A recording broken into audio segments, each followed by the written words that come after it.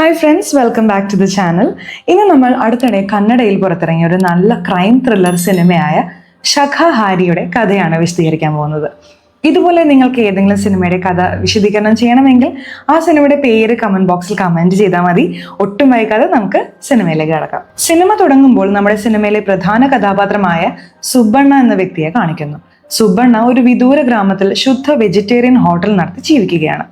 സുബ്ബണ്ണ തന്റെ ഹോട്ടലിൽ ഇഡ്ഡലി, ദോശ, ചിത്രാന്നം എന്നിവ വളരെ രുചികരമായി ഉണ്ടാക്കുമായിരുന്നു. അതുകൊണ്ട് തന്നെ ദിവസവും നിരവധി ആളുകൾ അവിടെ വന്ന് ഭക്ഷണം കഴിക്കാറുണ്ടായിരുന്നു. അങ്ങനെ ഹോട്ടൽ നടത്തി വളരെ സമാധാനത്തോടെയും സന്തോഷത്തോടെയും ജീവിച്ചിരുന്ന സുബ്ബണ്ണയുടെ ഹോട്ടലിൽ ഒരു ദിവസം രാത്രി ആരും പ്രതീക്ഷിക്കാത്ത ഒരു ദാരുണ സംഭവം നടക്കുന്നു. എന്തെന്നാൽ സുബ്ബണ്ണ രാത്രിയിൽ തന്റെ ഹോട്ടലിന്റെ വാതിലുകളെല്ലാം അടച്ച് കയ്യിൽ മൂർച്ചയുള്ള ഒരു കത്തിയുമായി ഒരു മൃതദേഹം മുന്നിൽ വെച്ച് ആ കത്തി കൊണ്ട് മൃതദേഹം കഷ്ണങ്ങളാക്കി നുറുക്കി താൻ പാചകം ചെയ്യാൻ തയ്യാറാക്കിയ അടുപ്പിലിട്ട് കത്തിക്കുന്നു. ഇവനെക്കുറിച്ച് ആരും അറിയാതിരിക്കാനാണ് അവൻ അങ്ങനെ ചെയ്തത്. ഇത്ര നല്ലവനായ സുബ്ബണ്ണ എന്തിനൊരാളെ കൊന്നു? യഥാർത്ഥത്തിൽ എന്ത് സംഭവിച്ചു എന്നറിയാൻ സിനിമയുടെ കഥ കുറച്ച് മണിക്കൂറുകൾ പിന്നോട്ട് പോകുന്നു. സീൻ കട്ട് ചെയ്താൽ അതേ ഗ്രാമത്തിലെ പോലീസ് സ്റ്റേഷനിൽ SI ആയി ജോലി ചെയ്യുന്ന മല്ലികാർജുനെ കാണിക്കുന്നു. അപ്പോൾ മല്ലികാർജുന്റെ ഭാര്യ ഫോൺ ചെയ്ത്, ഈ ഗ്രാമം എനിക്ക് ഇഷ്ടപ്പെട്ടില്ല, ഞാൻ നിങ്ങളോട് എത്ര തവണ പറഞ്ഞു, നിങ്ങൾ ഇതുവരെ ഈ ഗ്രാമത്തിൽ നിന്ന് സ്ഥലം മാറ്റം വാങ്ങിയില്ലേ? കുറഞ്ഞത് 2 ദിവസമെങ്കിലും ലീവ് എടുത്ത് എന്നെ കാണാൻ പോലും വരുന്നില്ല. ഇവിടെ എന്റെ ആരോഗ്യം ഒട്ടും ഓക്കെ അല്ല. നിങ്ങൾക്ക് എന്നോട് സ്നേഹമുണ്ടോ എന്ന് ചോദിച്ച് അർജുനോട് ദേഷ്യപ്പെടുന്നു. ഇതെല്ലാം കേട്ട അർജുനൻ, നീ ടെൻഷൻ അടിക്കണ്ട, ഞാൻ ഇവിടെ സ്ഥലമാറ്റത്തിനായി ശ്രമിക്കുന്നുണ്ട്, ഈ ആഴ്ച ഉറപ്പായും സ്ഥലമാറ്റത്തിന് ഉത്തരവ് ലഭിക്കും എന്ന് സമാധാനിപ്പിച്ച് കോൾ കട്ട് ചെയ്യുന്നു. തുടർന്ന് ഉടൻ തന്നെ തന്റെ സീനിയർ ഓഫീസർക്ക് ഫോൺ ചെയ്ത്, സാർ, എന്റെ ഭാര്യ ദിവസവും സ്ഥലമാറ്റത്തെക്കുറിച്ച് പറഞ്ഞ് എന്നെ ടോർച്ചർ ചെയ്യുകയാണ്, എന്റെ സ്ഥലമാറ്റത്തിന്റെ വിഷയം എന്തായി എന്ന് ചോദിക്കുന്നു. അതിന് മറുപടിയായി ഓഫീസർ അർജുനോട്, ആ റിയ കൊലപാതകത്തിന്റെ കേസ് നീ ഇതുവരെ തെളിയിച്ചിട്ടില്ലല്ലോ. അവളുടെ ഭർത്താവ് വിജയ് ഇപ്പോൾ നമ്മുടെ കസ്റ്റഡിയിലുണ്ട്. റിയയെ അവളുടെ ഭർത്താവ് വിജയ് ആണ് കൊന്നതെന്ന് തെളിഞ്ഞ് കേസ് ക്ലോസ് ആയാൽ ഉടൻ നിനക്ക് സ്ഥലമാറ്റ ഉത്തരവ് ലഭിക്കും എന്ന് പറയുന്നു. ഇത് കേട്ട അർജുനൻ റിയയുടെ പോസ്റ്റ്മോർട്ടം റിപ്പോർട്ട് ഇതുവരെ വന്നിട്ടില്ലെന്നും അത് വന്നാൽ മാത്രമേ ഈ കേസിൽ ഒരു വ്യക്തത വരൂ എന്നും കരുതുന്നു. മറുവശത്ത് സുബ്ബണ്ണയുടെ ഹോട്ടലിൽ ഭക്ഷണം കഴിക്കാൻ ധാരാളം ആളുകൾ വരികയും ഭക്ഷണം കഴിച്ചു പോവുകയും ചെയ്യുന്നുണ്ടായിരുന്നു. ഇവിടെ നമുക്ക് മനസ്സിലാകുന്ന ഒരു കാര്യം, സുബ്ബണ്ണയുടെ ഹോട്ടലിന് അടുത്താണ് അർജുനൻ ജോലി ചെയ്യുന്ന പോലീസ് സ്റ്റേഷൻ എന്നതാണ്. അതുകൊണ്ട് ആ പോലീസ് സ്റ്റേഷനിലെ പോലീസുകാരും ഭക്ഷണം കഴിക്കാൻ സുബ്ബണ്ണയുടെ ഹോട്ടലിലാണ് വരാറുള്ളത്. അങ്ങനെ സുബ്ബണ്ണ ഹോട്ടലിലെ തിരക്കിലായിരിക്കുമ്പോൾ അതേസമയം ഹോട്ടലിന് മുന്നിലുള്ള റോഡിലൂടെ ഒരു ബസ് വരുന്നത് കണ്ട് ദൂരെ നിന്ന് ആ ബസ്സിനെ ശ്രദ്ധിച്ച സുബ്ബണ്ണ അത്രയും തിരക്കുള്ള ജോലി ഉപേക്ഷിച്ച് പുറത്തിറങ്ങി ആ ബസ്സിലേക്ക് തന്നെ നോക്കി നിൽക്കുന്നു. ഇവിടെ നമുക്ക് മനസ്സിലാകുന്ന ഒരു കാര്യം, യഥാർത്ഥത്തിൽ ആ ബസ്സിലുള്ള കല്യാണി എന്ന സ്ത്രീയെ കാണാൻ വേണ്ടിയാണ് സുബ്ബണ്ണ ദിവസവും ആ ബസ് തന്റെ ഹോട്ടലിന് മുന്നിലൂടെ പോകുന്ന സമയത്ത് പുറത്തിറങ്ങി നോക്കുന്നത്. കാരണം സുബ്ബണ്ണ കല്യാണിയെ ഇഷ്ടപ്പെടുന്നുണ്ടായിരുന്നു. ട്വിസ്റ്റ് എന്തെന്നാൽ കല്യാണിയും സുബ്ബണ്ണയെ നോക്കി പുഞ്ചിരിക്കുമായിരുന്നു. കാരണം അവളും സുബ്ബണ്ണയെ ഇഷ്ടപ്പെട്ടിരുന്നു. എന്നാൽ കല്യാണിക്ക് ഇതിനകം വിവാഹം കഴിഞ്ഞ് ഒരു മകനുണ്ടായിരുന്നു. പക്ഷെ കല്യാണിയും ഭർത്താവും വിവാഹമോചിതരായിരുന്നു. സുബ്ബണ്ണയ്ക്ക് ഇത്രയും പ്രായമായിട്ടും തന്റെ കുടുംബത്തിന് വേണ്ടി കഷ്ടപ്പെട്ട് തന്റെ വിവാഹകാര്യം മറന്ന് ബ്രഹ്മചാരിയായി കഴിയുകയായിരുന്നു. അടുത്ത സീനിൽ അർജുനൻ പോലീസ് സ്റ്റേഷനിൽ തന്റെ ജോലിയിൽ തിരക്കിലായിരിക്കുമ്പോൾ ഒരു കോൺസ്റ്റബിൾ വന്ന്, സാർ, റിയ വധക്കേസിലെ പ്രതിയായ അവളുടെ ഭർത്താവ് വിജയ് ജയിലിൽ നിന്ന് രക്ഷപ്പെട്ടു എന്ന് പറയുന്നു. ഇത് കേട്ട അർജുനന്റെ തല കറങ്ങുന്നു. ഉടനെ തന്നെ പോലീസ് സംഘത്തെ കൂട്ടി വിജയ് രക്ഷപ്പെട്ട അതേ വഴിയിലേക്ക് അവൻ പിന്തുടർന്ന് വിജയിനോട് മാന്യമായി കീഴടങ്ങാൻ ആവശ്യപ്പെട്ട് പിന്നാലെ ഓടും. എന്നാൽ വിജയ് അവരുടെ വാക്കുകൾ ശ്രദ്ധിക്കാതെ മുന്നോട്ട് ഓടി രക്ഷപ്പെടാൻ ശ്രമിക്കുമ്പോൾ റിയ കേസിലെ പ്രതിയായ വിജയ് ഇപ്പോൾ രക്ഷപ്പെട്ടാൽ തനിക്ക് സ്ഥലം മാറ്റം കിട്ടില്ലെന്ന് മാത്രമല്ല തന്റെ ജോലി പോലും നഷ്ടപ്പെടാൻ സാധ്യതയുണ്ടെന്ന് മനസ്സിലാക്കിയ അർജുനൻ തന്റെ തോക്കുകൊണ്ട് വിജയന്റെ കാലിൽ വെടിവെക്കുന്നു. വെടിയേറ്റ് വിജയ് വേദന കൊണ്ട് നിയന്ത്രണം വിട്ട് താഴ്ചയിലേക്ക് വീഴുന്നു. ഇത് കണ്ട അർജുനനും മറ്റു പോലീസുകാരും ഭയന്നു പോകുന്നു. കാരണം വിജയ് ഈ താഴ്ചയിൽ വീണു മരിച്ചാൽ തങ്ങളുടെ എല്ലാം ജോലി പോകുമെന്ന് അവർ ഭയന്നു. യഥാർത്ഥത്തിൽ റിയ കേസിൽ വിജയ് തന്റെ ഭാര്യയെ കൊന്നതായി തെളിയപ്പെട്ടിരുന്നില്ല. അതുകൊണ്ട് എല്ലാവരും ആ താഴ്ചയിലേക്ക് ഇറങ്ങി വിജയന് വേണ്ടി ആ സ്ഥലം മുഴുവൻ തിരയുന്നു. പക്ഷെ അവർക്ക് അവിടെ വിജയിനെ കണ്ടെത്താൻ കഴിഞ്ഞില്ല. മറുവശത്ത് സുബ്ബണ്ണ ഹോട്ടൽ മുഴുവൻ വൃത്തിയാക്കി ഭക്ഷണം ഉണ്ടാക്കാനായി അടുക്കളയിലേക്ക് വരുമ്പോൾ അവിടുത്തെ കാഴ്ച കണ്ട് ഞെട്ടിപ്പോകുന്നു. കാരണം അപ്പോഴേക്കും അടുക്കളയിൽ കാലിൽ വെടിയേറ്റ മുറിവുമായി വിജയ് വേദനയോടെ ഇരിക്കുന്നുണ്ടായിരുന്നു. വിജയ് സുബ്ബണ്ണയെ കണ്ട്, ദയവായി എന്നെ രക്ഷിക്കൂ, ഞാൻ ആരെയും കൊന്നിട്ടില്ല, എന്റെ വാക്ക് വിശ്വസിക്കൂ എന്ന് പറയുന്നു. വിജയനെ കണ്ട സുബ്ബണ്ണ കുറച്ച് പരിഭ്രാന്തനായി. ഇതാരാണെന്ന് ആലോചിച്ചിരിക്കുമ്പോൾ അതേസമയം ഹോട്ടലിൽ ഭക്ഷണം കഴിക്കാൻ പോലീസുകാർ എത്തുന്നു. പോലീസിനെ കണ്ട സുബ്ബണ്ണ ഞെട്ടി. ഇപ്പോൾ അടുക്കളയിലുള്ള വ്യക്തിയെക്കുറിച്ച് പോലീസിനോട് പറയണോ വേണ്ടയോ എന്ന് തീരുമാനിക്കാൻ കഴിയാതെ വിഷമിക്കുന്നു. എന്നാൽ വിജയുടെ കാലിലെ മുറിവ് കണ്ട് അവന്റെ വേദന മനസ്സിലാക്കി വിജയനെ കുറിച്ച് പോലീസിനോട് പറഞ്ഞില്ല. അപ്പോൾ അർജുനൻ സുബ്ബണ്ണയ്ക്ക് വിജയുടെ ഫോട്ടോ കാണിച്ച്, ഇയാൾ ജയിലിൽ നിന്ന് രക്ഷപ്പെട്ടതാണ്, കണ്ടാൽ പോലീസ് സ്റ്റേഷനിൽ അറിയിക്കണം എന്ന് പറയും. വിജയന്റെ ഫോട്ടോ കണ്ട സുബ്ബണ്ണ, ഇയാൾ കള്ളനാണോ സർ എന്ന് ചോദിക്കുന്നു. അതിന് അർജുനൻ അല്ല, കൊലപാതകം ചെയ്തതാണ് എന്ന് മറുപടി പറയുന്നു. അത് കേട്ട് സുബ്ബണ്ണ ഞെട്ടിപ്പോകുന്നു. കുറച്ചു കഴിഞ്ഞ് പോലീസുകാർ ഭക്ഷണം കഴിച്ച് അവിടെ നിന്ന് പോകുന്നു. പോലീസുകാർ പോയ ശേഷം സുബ്ബണ്ണ വിജയന്റെ അടുത്തേക്ക് ചെന്ന് നിങ്ങൾ കൊലപാതകം ചെയ്തിരുന്നുവെന്നാണ് പോലീസ് പറയുന്നത്, യഥാർത്ഥത്തിൽ എന്ത് സംഭവിച്ചു എന്ന് ചോദിക്കുന്നു. അതിന് വിജയ് നടന്ന കാര്യങ്ങൾ പറയാൻ തുടങ്ങുന്നു. ഇവിടെ സിനിമയുടെ കഥ ഫ്ലാഷ് ബാക്കിലേക്ക് പോകുന്നു. യഥാർത്ഥത്തിൽ വിജയും രാജുവും ഉറ്റ സുഹൃത്തുക്കളായിരുന്നു. ഇരുവരും അനാഥരായിരുന്നു. അതുകൊണ്ട് ഇരുവരും ഒരേ വീട്ടിൽ താമസിക്കുകയും രാജു ഒരു ജ്യേഷ്ഠനെ പോലെ വിജയനെ സ്നേഹിക്കുകയും ചെയ്തിരുന്നു. ഇങ്ങനെ ഇരിക്കെ ഒരു ദിവസം വിജയ് രാജുവിനോട് ഞാൻ BSFന് അപേക്ഷ അയച്ചിട്ടുണ്ട്, എനിക്ക് ജോയിനിങ് ലെറ്റർ കിട്ടിയാൽ BSF ജവാനായി പരിശീലനത്തിന് പോകും എന്ന് പറയുന്നു. അത് കേട്ട രാജുവും സന്തോഷിക്കുന്നു. ആ ലെറ്റർ വരുന്നതിന് മുമ്പ് നിന്റെ വിവാഹം നടത്താം, നിനക്ക് വേണ്ടി ഒരു നല്ല പെൺകുട്ടിയെ കണ്ടുവച്ചിട്ടുണ്ട് എന്ന് പറയുന്നു. അത് കേട്ട വിജയ് ആദ്യം വിവാഹത്തിന് സമ്മതിക്കുന്നില്ല. പക്ഷെ രാജു അവനെ പറഞ്ഞു മനസ്സിലാക്കിയപ്പോൾ സമ്മതിക്കുന്നു. അടുത്ത സീനിൽ ഒരു ദിവസം രാജുവും വിജയും പെണ്ണ് കാണാൻ അവരുടെ വീട്ടിലേക്ക് പോകുന്നു. ആ പെൺകുട്ടിയുടെ പേര് റിയ. വിജയന് റിയയെ ആദ്യ കാഴ്ചയിൽ തന്നെ ഇഷ്ടപ്പെടുന്നു. അതുപോലെ റിയയും വിജയനെ ഇഷ്ടപ്പെടുന്നു. അങ്ങനെ ഇരുവരും സംസാരിച്ചപ്പോൾ പരസ്പരം അഭിപ്രായങ്ങൾ ഇഷ്ടപ്പെട്ടതുകൊണ്ട് ആ കാര്യം മുതിർന്നവരോട് പറയുന്നു. അങ്ങനെ വിജയന്റെയും റിയയുടെയും വിവാഹം ഗംഭീരമായി നടക്കുന്നു. വിവാഹം കഴിഞ്ഞ് ഒരാഴ്ച ഇരുവരും ജീവിതത്തിൽ വളരെ സന്തോഷത്തോടെ കഴിയുന്നു. എന്നാൽ അപ്പോഴാണ് പെട്ടെന്ന് വിജയന് BSF പരിശീലനത്തിന് ഉടൻ വരാൻ പറഞ്ഞ് കത്ത് വരുന്നത്. ആ കത്ത് കണ്ട വിജയ് ആദ്യം സന്തോഷിക്കുന്നു. പക്ഷേ വിവാഹം കഴിഞ്ഞ് 2 ആഴ്ച പോലും തികയുന്നതിന് മുമ്പ് ഭാര്യയെ വിട്ട് 2 വർഷം പരിശീലനത്തിന് പോകേണ്ടി വരുന്നതിൽ അവന്റെ മനസ്സ് വേദനിക്കുന്നു. ഈ കാര്യം അറിഞ്ഞ് റിയയും ദുഃഖിക്കുന്നു. അതുകൊണ്ട് വിജയ് റിയയെ സമാധാനിപ്പിക്കുന്നു. നിന്റെ വിഷമം എനിക്ക് മനസ്സിലാകുന്നുണ്ട്, പക്ഷെ പോകാതിരിക്കാൻ കഴിയില്ല. പരിശീലനം 2 വർഷമല്ലേ ഉള്ളൂ. ദിവസങ്ങൾ വേഗത്തിൽ കടന്നു പോകാൻ പ്രാർത്ഥിക്കാം. 2 വർഷം കഴിഞ്ഞാൽ ഞാൻ തിരിച്ചു വരും എന്ന് പറഞ്ഞ് ഇരുവരും വികാരഭരിതരാകുന്നു. അങ്ങനെ വിജയ് പരിശീലനത്തിന് പോകുന്നു. 2 വർഷങ്ങൾ കടന്നു പോകുന്നു. വിജയന്റെ പരിശീലനം കഴിഞ്ഞ് വീട്ടിലേക്ക് തിരിച്ചെത്തുന്നു. അതോടെ റിയ വളരെ സന്തോഷവതിയാവുന്നു. അന്നു മുതൽ ഇരുവരും സന്തോഷത്തോടെ ജീവിക്കുന്നു. എന്നാൽ ഇവിടെ ട്വിസ്റ്റ് എന്തെന്നാൽ വിജയ് വീട്ടിലെത്തി 20 ദിവസം പോലും തികയുന്നതിന് മുമ്പ് വീണ്ടും ജോലിയിൽ പ്രവേശിക്കാൻ പറഞ്ഞ് കത്ത് വരുന്നു. അതോടെ വിജയും റിയയും ദുഃഖിതരാകുന്നു. റിയ വിജയനോട് വിവാഹം കഴിഞ്ഞതു മുതൽ 1 മാസം പോലും സന്തോഷത്തോടെ സമയം ചെലവഴിക്കാൻ കഴിഞ്ഞില്ലെന്ന് പറഞ്ഞ് വിഷമിക്കുന്നു. അങ്ങനെ കുറച്ച് ദിവസങ്ങൾ കടന്നു പോകുന്നു. അടുത്ത സീനിൽ ഒരു ദിവസം രാജു വിജയന് ഒരു കത്ത് എഴുതുന്നു. ആ കത്തിൽ രാജു വിജയനോട് നീ നിന്റെ ഭാര്യ റിയയിൽ നിന്ന് എത്രത്തോളം അകന്നു പോകുന്നുവോ അത്രത്തോളം റിയയും നിന്നിൽ നിന്ന് അകന്നു പോകുന്നു.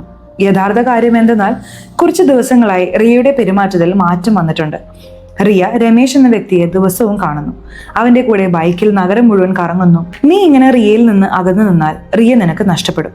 അതുകൊണ്ട് കുറച്ച് ദിവസം ലീവ് എടുത്ത് വീട്ടിലേക്ക് വാ എന്ന് എഴുതിയിട്ടുണ്ടായിരുന്നു. അതെല്ലാം വായിച്ച വിജയ് എന്റെ ജീവിതത്തിൽ മാത്രം എന്തുകൊണ്ടാണ് ഇങ്ങനെ സംഭവിക്കുന്നത് എന്ന് പറഞ്ഞ് ദുഃഖിക്കുന്നു. സീൻ കട്ട് ചെയ്ത് വിജയ് കുറച്ച് ദിവസം ജോലിക്ക് ലീവ് എടുത്ത് വീട്ടിലേക്ക് വരുന്നു. വിജയനെ കണ്ട റിയ സന്തോഷിക്കുന്നു. എന്നാൽ ഒന്നും സംഭവിക്കാത്തതുപോലെ വിജയനോട് സാധാരണമായി പെരുമാറുന്നു. അതുകൊണ്ട് വിജയ് നന്നായി ആലോചിച്ചിട്ട് ഒരു ദിവസം റിയയോട് രമേശിനെ കുറിച്ച് ചോദിക്കുന്നു. അത് കേട്ട് റിയ ആദ്യം ഞെട്ടുന്നു. പക്ഷെ കരഞ്ഞുകൊണ്ട് ഞാൻ ഇങ്ങനെ മാറാനും എന്റെ ജീവിതം ഇങ്ങനെ ആകാനും കാരണം നിങ്ങളാണ്. വിവാഹം കഴിഞ്ഞ് ഭർത്താവിന്റെ കൂടെ സന്തോഷത്തോടെ ജീവിക്കണമെന്ന് ഞാൻ ഒരുപാട് സ്വപ്നം കണ്ടു. പക്ഷെ നമ്മുടെ വിവാഹം കഴിഞ്ഞിട്ട് 2 വർഷമായി. ഈ 2 വർഷത്തിനിടയിൽ നിങ്ങൾ 1 മാസം പോലും എൻ്റെ കൂടെ ഉണ്ടായിരുന്നില്ല. എനിക്കും വികാരങ്ങളില്ലേ, പക്ഷെ നിങ്ങളുടെ ജോലിയെക്കുറിച്ച് മാത്രം ചിന്തിച്ച് എന്നെക്കുറിച്ച് ചിന്തിക്കാതെ അകന്നു നിന്നു. അങ്ങനെ ഒറ്റപ്പെട്ട എൻ്റെ ജീവിതത്തിലേക്ക് രമേശ് വന്നു എന്ന് പറഞ്ഞ് കരയുന്നു. അതെല്ലാം കേട്ട വിജയന്റെ ഹൃദയം തകരുന്നു. തുടർന്ന് രാജുവിന്റെ കൂടെ ബാറിൽ പോയി നന്നായി മദ്യപിച്ച് ദുഃഖിക്കുന്നു. അതുപോലെ വിജയന് രമേശിനോട് ദേഷ്യം വരുന്നു. അടുത്ത സീനിൽ രാജു വിജയനെ വീട്ടിൽ കൊണ്ടുവിട്ട് പോകുന്നു. വിജയ് വീട്ടിലേക്ക് കയറി അവിടുത്തെ ആ കാഴ്ച കണ്ട് ഞെട്ടിപ്പോകുന്നു. കാരണം അപ്പോഴേക്കും റിയയും രമേശും കിടപ്പുമുറിയിൽ അടുത്തിടപഴകുകയായിരുന്നു. രമേശിനോട് ദേഷ്യമുണ്ടായിരുന്ന വിജയ് അവനെ കൊല്ലാൻ ശ്രമിക്കുമ്പോൾ വിജയനെ കണ്ട രമേശ് അവിടെ നിന്ന് ഓടി രക്ഷപ്പെടുന്നു. അതോടെ വിജയ് അതേ ദേഷ്യത്തിൽ റിയയെ നന്നായി മർദ്ദിക്കുകയും പിന്നീട് മയക്കത്തിൽ ഉറങ്ങിപ്പോവുകയും ചെയ്യുന്നു. പിറ്റേന്ന് രാവിലെ പോലീസ് അവിടെ എത്തി വിജയനെ ഉറക്കത്തിൽ നിന്ന് എഴുന്നേൽപ്പിച്ച് അറസ്റ്റ് ചെയ്ത് പോലീസ് സ്റ്റേഷനിലേക്ക് കൊണ്ടുപോകുന്നു. കാരണം അപ്പോഴേക്കും റിയ മരിച്ചിട്ടുണ്ടായിരുന്നു. റിയയെ അവളുടെ ഭർത്താവ് വിജയാണ് കൊന്നതെന്ന് പറഞ്ഞ് അവനെ അറസ്റ്റ് ചെയ്ത് ജയിലിലടയ്ക്കുന്നു. അങ്ങനെ വിജയ് നടന്നതെല്ലാം പറഞ്ഞപ്പോൾ സുബ്ബണ്ണയും ഇതിൽ വിജയന്റെ തെറ്റില്ലെന്ന് മനസ്സിലാക്കി കുറച്ച് വികാരഭരിതനാവുന്നു. മറുവശത്ത് SI അർജുനൻ വിജയ് ജയിലിൽ നിന്ന് രക്ഷപ്പെട്ട കാര്യം പുറത്തറിയാതെ വിജയന് വേണ്ടി തിരച്ചിൽ നടത്തുന്നു. മറുവശത്ത് വിജയന്റെ സുഹൃത്ത് രാജു ഒരു വക്കീലിനെ കണ്ട് ഈ കൊലപാതകത്തിൽ വിജയ്ക്ക് പങ്കില്ലെന്നും നടന്നതെല്ലാം പറഞ്ഞ് വിജയന് വേണ്ടി കേസ് വാദിക്കണമെന്നും അഭ്യർത്ഥിക്കുന്നു. വക്കീൽ വിജയുടെ കേസ് ഏറ്റെടുക്കുന്നു. അന്നേ ദിവസം രാത്രി വിജയന് തന്റെ കാലിൽ തറച്ച വെടിയുണ്ട കാരണം വേദന കൂടുന്നു. ഒരു കത്തിയെടുത്ത് അത്രയും വേദന സഹിച്ച് ആ വെടിയുണ്ട പുറത്തെടുക്കുമ്പോൾ വേദന സഹിക്കാനാവാതെ അവൻ ഉറക്കെ കരയുന്നു. ആ കരച്ചിൽ കേട്ട് അതുവഴി പോവുകയായിരുന്ന ഒരാൾ സുബ്ബണ്ണയെ പുറത്തേക്ക് വിളിച്ച് നിങ്ങൾ വീട്ടിൽ നിന്ന് ഉറക്കെയുള്ള കരച്ചിൽ കേട്ടു, വീട്ടിൽ ആരാണുള്ളത്? അതിന് സുബ്ബണ്ണ വീട്ടിൽ ആരുമില്ല, എനിക്കൊരു ഭീകര സ്വപ്നം കണ്ടു, അതുകൊണ്ടാണ് ഉറക്കെ കരഞ്ഞത് എന്ന് പറഞ്ഞ് അയാളെ അവിടെ നിന്ന് അയക്കുന്നു. പിന്നീട് സുബണ്ണ വിജയുടെ അടുത്തേക്ക് ചെന്ന്, എന്തിനാണ് ഇങ്ങനെ കരയുന്നത്, നിങ്ങളാൽ എനിക്കും പ്രശ്നമുണ്ടാവും, അതുകൊണ്ട് ഇവിടെ നിന്ന് പോവൂ എന്ന് പറയുന്നു.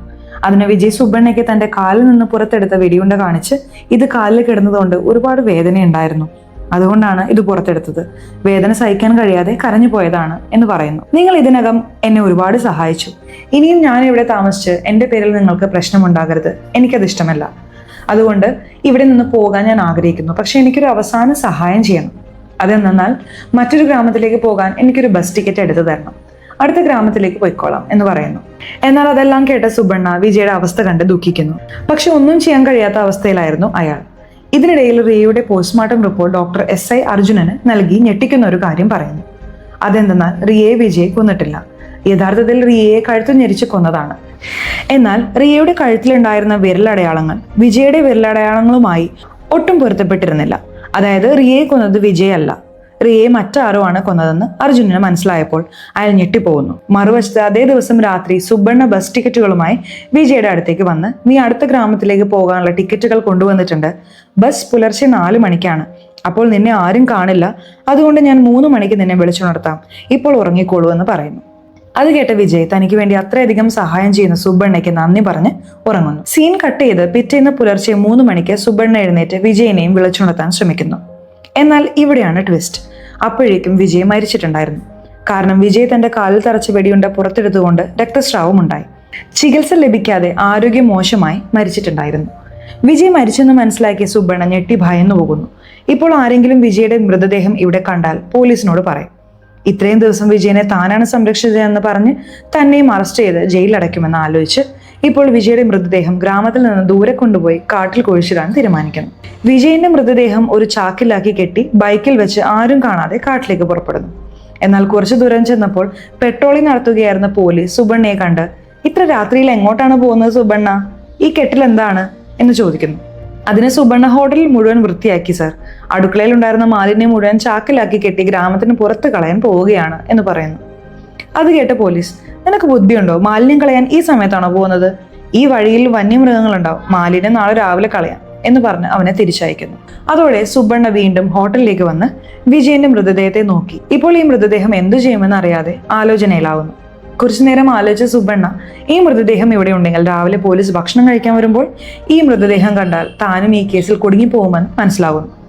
അതുകൊണ്ട് രാവിലെ ആകുന്നതിന് മുമ്പ് ഈ മൃതദേഹം മാറ്റണമെന്ന് കരുതി അവിടെ ഉണ്ടായിരുന്ന ഒരു വലിയ കത്തിയെടുത്ത് വെജിറ്റേറിയൻ വിഭവങ്ങൾ മാത്രം ഉണ്ടാക്കിയിരുന്ന സുബണ്ണ ആദ്യമായി ഒരു മനുഷ്യന്റെ മൃതദേഹം കഷ്ണങ്ങളാക്കി നുറുക്കി അടുക്കളയിൽ പാചകം ചെയ്യുന്ന അടുപ്പിലെ തീയിലിട്ട് കത്തിക്കുന്നു.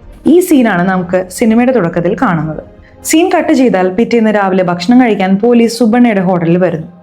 ഭക്ഷണം കഴിച്ചുകൊണ്ടിരിക്കുമ്പോൾ റിയ കേസിനെ കുറിച്ച് സംസാരിക്കുന്നു. റിയ കേസിൽ ഒരു രഹസ്യം തെളിഞ്ഞു. റിയയെ അവളുടെ ഭർത്താവ് വിജയ് കൊന്നിട്ടില്ലെന്ന് പോസ്റ്റ്മോർട്ടം റിപ്പോർട്ടിലൂടെ വ്യക്തമായി.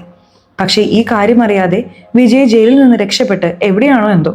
ഈ കാര്യം അറിഞ്ഞാൽ അവൻ നിരപരാധിയാണെന്ന് അത് ഓർത്ത് സന്തോഷിക്കും എന്ന് അവർ സംസാരിക്കുന്നത് അവിടെ ഉണ്ടായിരുന്ന സുബണ്ണ കേട്ട് നടന്ന കാര്യങ്ങൾ ഓർത്ത് താൻ നിരപരാധിയാണെന്ന് അറിയുന്ന സമയത്ത് വിജയ് ലോകത്ത് നിന്ന് പോയല്ലോ എന്നോർത്ത് വികാരഭരിതനാവുന്നു. എന്നാൽ സുബണ്ണ വിജയുടെ മൃതദേഹം കത്തിച്ച അതേ അടുപ്പിൽ തന്നെ പാചകം ചെയ്തുകൊണ്ട് ഭക്ഷണത്തിന് ഒരു വിചിത്രമായ ഗന്ധമുണ്ടായിരുന്നു. അതുകൊണ്ട് ഭക്ഷണം കഴിക്കുന്നുണ്ടായിരുന്ന പോലീസുകാർക്ക് ആ ഗന്ധം അനുഭവപ്പെട്ടപ്പോൾ, എന്താ സുബണ്ണ, ഈ ഭക്ഷണത്തിന് ഒരു രുചിയില്ലല്ലോ, വിചിത്രമായ ഗന്ധം വരുന്നു, ദിവസവും നന്നായി ഉണ്ടാക്കിയിരുന്നതായിരുന്നല്ലോ, ഇന്ന് എന്തുകൊണ്ടാണ് ഇങ്ങനെ ഉണ്ടാക്കിയത് എന്ന് ദേഷ്യപ്പെടുന്നു. അപ്പോഴേക്കും ദുഃഖിതനായിരുന്ന സുബണ്ണ അവരോട്, നിങ്ങൾക്ക് കഴിക്കണമെങ്കിൽ കഴിക്കാം, അല്ലെങ്കിൽ പോകാം എന്ന് പറയുന്നു.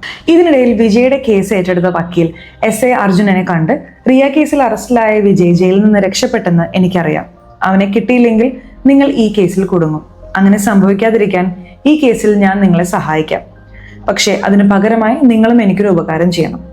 അതെന്തെന്നാൽ കുറെ നാളുകളായി എനിക്കൊരു ഭൂമി പ്രശ്നം കോടതിയിൽ നടക്കുന്നുണ്ട്, നിങ്ങൾ ആ ഭൂമി എന്റേതാണെന്ന് സാക്ഷ്യങ്ങൾ തയ്യാറാക്കി ആ ഭൂമി എനിക്ക് കിട്ടാൻ സഹായിക്കണം എന്ന് പറയുന്നു.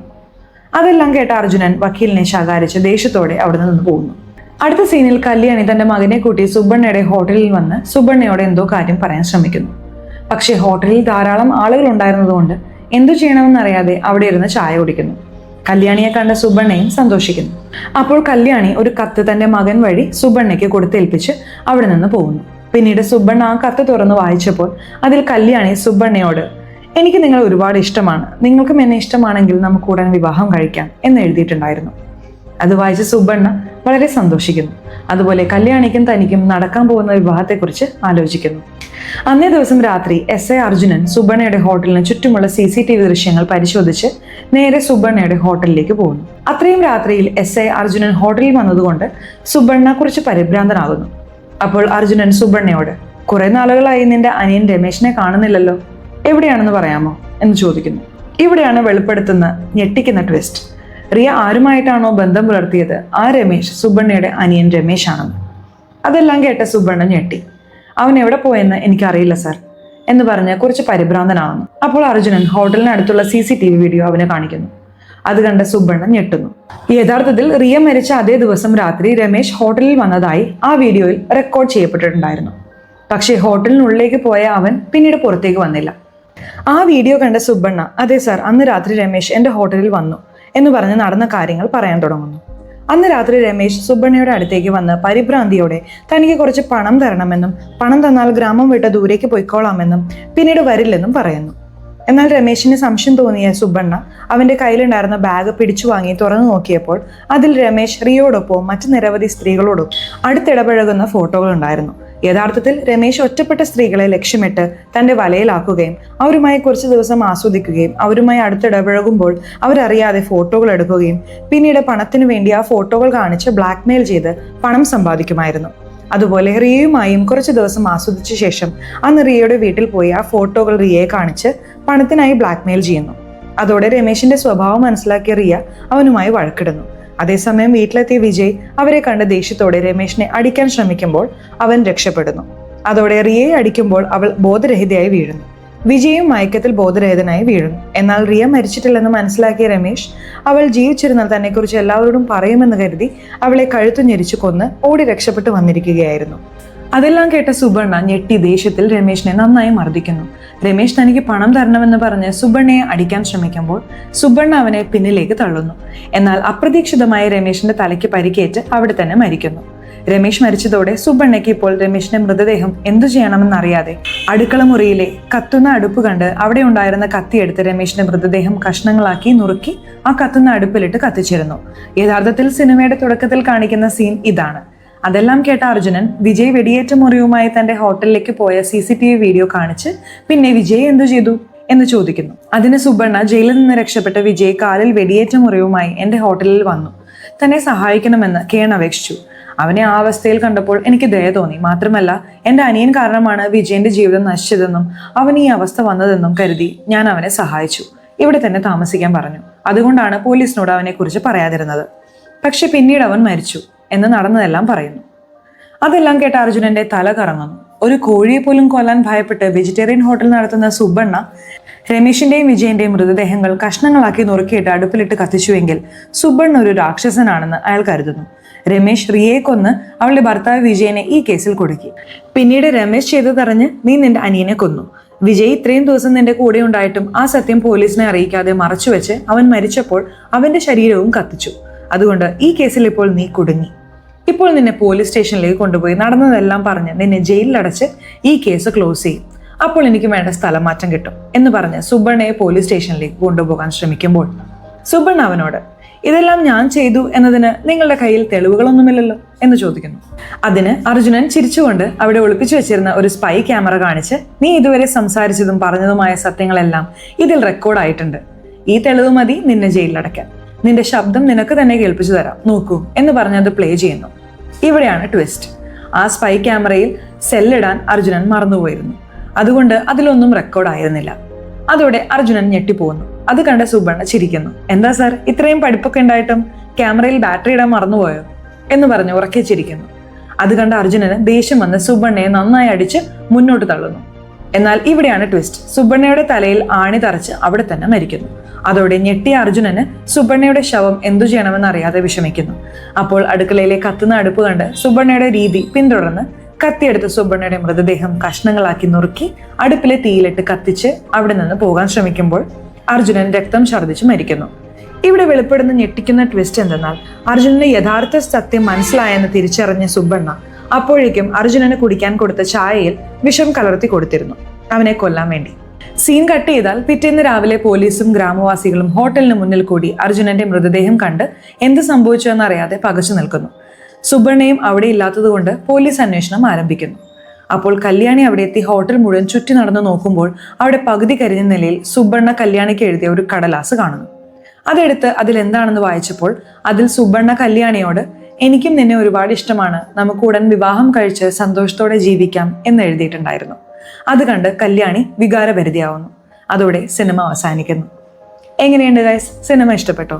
സിനിമ ഇഷ്ടപ്പെട്ടെങ്കിൽ ഈ വീഡിയോക്ക് ഒന്ന് ലൈക്ക് ചെയ്യണേ. ചാനൽ ഇതുവരെ സബ്സ്ക്രൈബ് ചെയ്തിട്ടില്ലാത്തവരാണെങ്കിൽ ഒന്ന് സബ്സ്ക്രൈബ് ചെയ്ത് തൊട്ടടുത്തുള്ള ബെല്ലൈക്കൺ കൂടി പ്രസ് ചെയ്യണേ. എങ്കിലാണ് നമ്മൾ അപ്ലോഡ് ചെയ്യുന്ന പുതിയ വീഡിയോസ് നിങ്ങൾക്കരികിലേക്ക് ഉടൻ തന്നെ എത്തുകയുള്ളൂ. ഇനി അടുത്തൊരു വീഡിയോയുമായി വരുന്നതുവരെ ബൈ.